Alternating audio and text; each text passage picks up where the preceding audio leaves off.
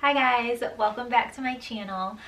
For today's video, I kind of just wanted to do a sit down video, and basically it's just like quick little things that I literally had no idea about, like what prior to having my baby, that I wish that I would have like had a little insight on, or could have done a little bit of research before he got here, so that way when he was here I wasn't just like frantically like googling things, being like, oh, there's such thing as a wake window, like this is why they're super cranky, just things like that. So I'm not really going to go into detail about them. I'm just going to kind of list some things.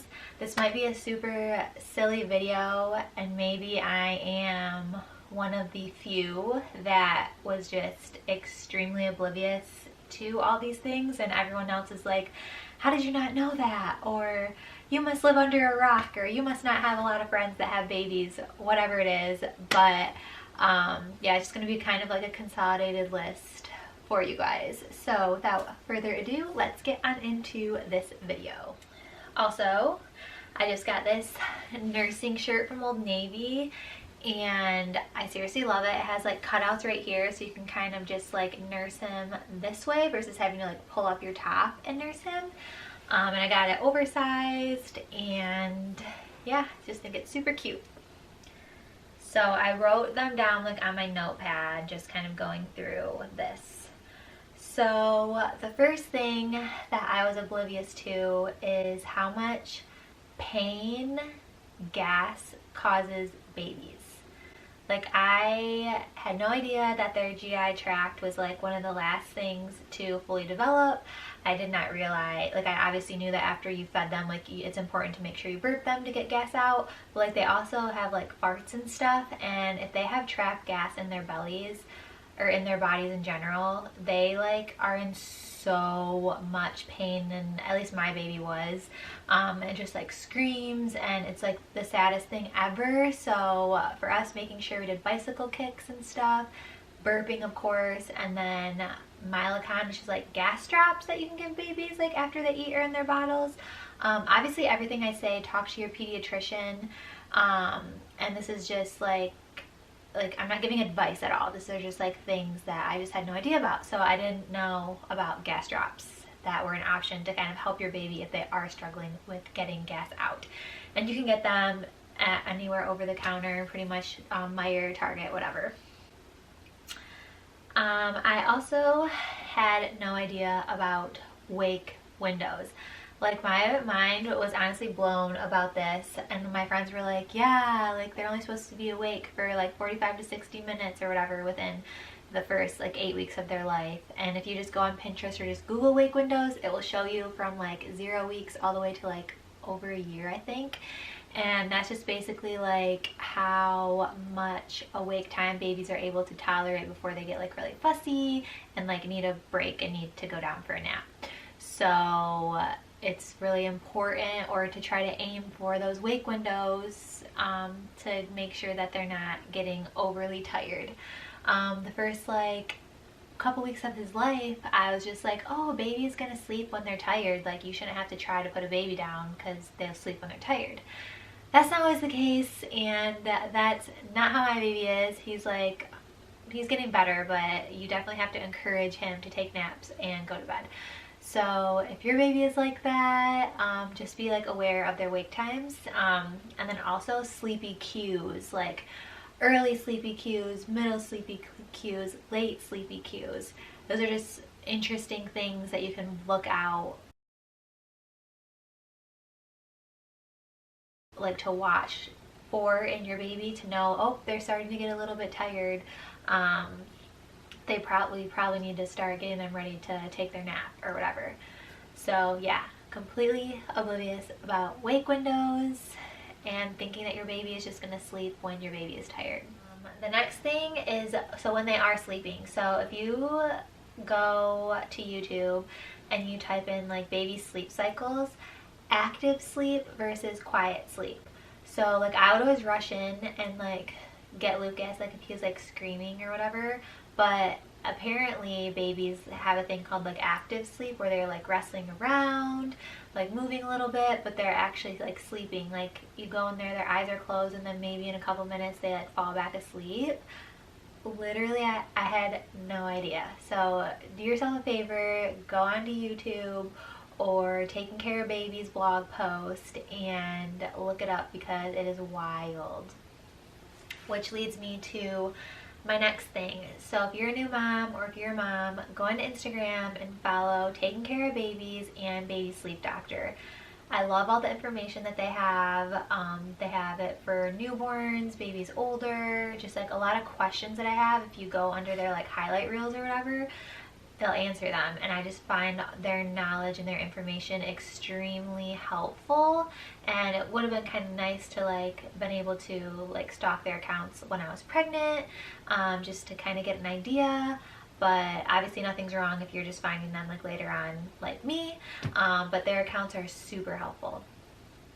And then another thing, this is just kind of from personal experience, but I didn't realize how many babies have like dairy issues. So I'm breastfeeding my baby, and the first, like, I think we started noticing it probably around like 4 to 6 weeks maybe. We just thought he had like really bad colic because he would like cry all the time. Fast forward a couple weeks later, we figured out it was like a dairy issue, so I cut dairy out of my diet, and he's like a whole new baby. So they actually have like a lot of groups on Facebook. I think the one that I'm a part of is Dairy Free Breastfeeding, and there's like thousands of moms in there that are breastfeeding moms that have babies that have like issues with digesting dairy, and I just never heard of that. And then I guess after, you know, sharing with my friends about it, a couple of my friends were like, yeah, my baby, same thing. Yeah, my baby, same thing. My friends' babies ended up outgrowing it, but like, I just think people probably don't talk about it if the conversation doesn't come up. But like with the mucousy stools and like the rash on the face, or just like constant pain and after they eat and stuff, it could be dairy. I think when you Google it, I want to say that it says it's pretty rare, and I know my pediatrician was like, you don't have to worry about that, like it's not very common that a baby has a dairy issue. But I just kind of went with my gut because my husband has lactose intolerance, and my son is like a carbon copy of my husband. So I was like, well, it doesn't hurt to just cut it out just to see like if it helps, because like I was willing to try anything to help him because it was just terrible. And within a couple days, honestly, he was like so much better. And then now that I've been dairy free for over a month now, I would say, he's just like a happy, like just a beautiful baby. Like he was always beautiful, but he just like was not happy. You could tell he was in pain. Now he is not in pain, and he's just so much better. So yeah, I just literally had no idea how much dairy affected some babies. And I guess it's like the milk protein in the milk, so you're not supposed to have soy either because it's that milk protein that their bodies are not able to digest. So definitely look into that just so that you're aware of, know the signs and symptoms if it does happen to you. If not, great. My mom had 4 kids, and she's like, I never had any of these issues with any of you guys. But every baby is different, so it is something nice to be aware of. And then if you are a breastfeeding mom as well, I did not know that like hydration is super important for keeping up with your like milk supply. So make sure you're drinking a ton of water. There's a tea called Mother's Milk Tea, and I think it has like fenugreek in it, and that actually helps to increase your milk supply. And I try to drink it every single day, 1 to 2 cups. And then also I'm pretty sure it helps, but I've been drinking Body Armor Light every day as well. It's like a Gatorade drink, and it helps with hydration. That's supposed to help with your milk supply as well. So I feel like breastfeeding in and of itself is a whole entire learning curve. I think a lot of people go into it thinking it's going to be easy, it's going to be natural, like my baby's just going to know how to latch, I'm just going to know how to breastfeed. I would strongly encourage doing research about it and reaching out to friends who breastfeed, your parents who breastfed, and then hopefully your hospital will have a lactation consultant and they are there to help you, because everyone's breastfeeding journey is so different. But just as being a mother-baby nurse, I thought breastfeeding was going to be easy until I had to help all these moms and realized how it's not easy. And now that I have my own son and I'm breastfeeding him, I am going to be such a better nurse, because before I really didn't know. I feel like once you experience something, you're so much better helping other people. And so now that I'm going through it, it is not easy, but it's so worth it to me. It's so worth it. So just make sure you have the resources, and I honestly would love to do a whole nother video about breastfeeding, because there was a couple times that I almost quit, especially with the dairy thing, and I'm so glad that I didn't in hindsight, because to me it's just like super important, and it's like, what's the word, it's empowering. But after also being a breastfeeding mom, I definitely see why people choose formula. Like maybe your milk supply isn't enough, so you have to supplement formula because your baby's not getting enough of your milk, or maybe your baby's not latching well, or the dairy issue and you just can't give up dairy. There's literally so many reasons moms choose formula, and there's so many reasons like moms choose to breastfeed. Like, I am a firm believer, do what's best for you, do what's best for your baby. I do not judge anyone at all for what they do, but I can only speak to my experience right now. I do have formula that we got here just in case like we needed it for whatever reason, and like when I go back to work, I'm really nervous about my supply dropping. So those are all things that I'm kind of thinking about. But just if you are planning on breastfeeding, don't be like me where you just think it's going to be like natural and easy. Kind of like look up things a little bit so you have like a little bit of idea, maybe like different positions to put them in, that it's going to hurt probably the first little bit, and you like, yeah, it could go all the way into it. But yeah, just like look it up so that way you kind of have an idea.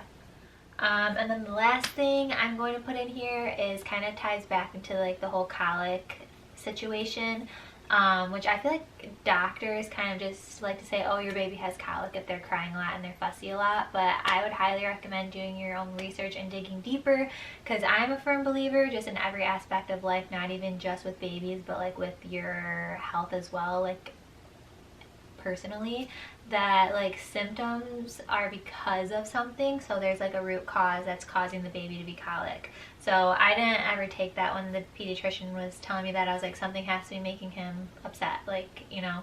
So probiotics, so it's Golia or something, and it's, my lactation consultant actually sent me an article on it, and that's actually proven that the probiotics that are in that brand help with colic and babies that have like gas issues and stuff. So look into that, and we give our baby that as well as his vitamin D drops, because babies don't get vitamin D when they're breastfed. And it's hard to say if that helped or if like the dairy helped or if conjunction of it helped altogether. I know definitely the dairy, but I don't know if the probiotic helped like help get the gas out too. I don't know, it's hard to say, but definitely look into that. That could be something that you might be interested in. So like I said, this is going to be a very short video, quick and to the point. Basically the point of this video is just to bring attention to things that I was completely oblivious about with my baby. He's only 10 weeks old right now, so I have a lot more to be oblivious about during his whole life, because this is all new to me and baby number one. And I'm honestly not afraid to say it, because I feel like in life you kind of learn as you go, and you learn from other people, and you learn through the experiences that you go through. And if we end up being able to have baby number two, I'm sure my experiences with that baby will be a lot different, and I will learn a lot from that baby as well. So I hope this video helps you, and I hope you enjoyed it.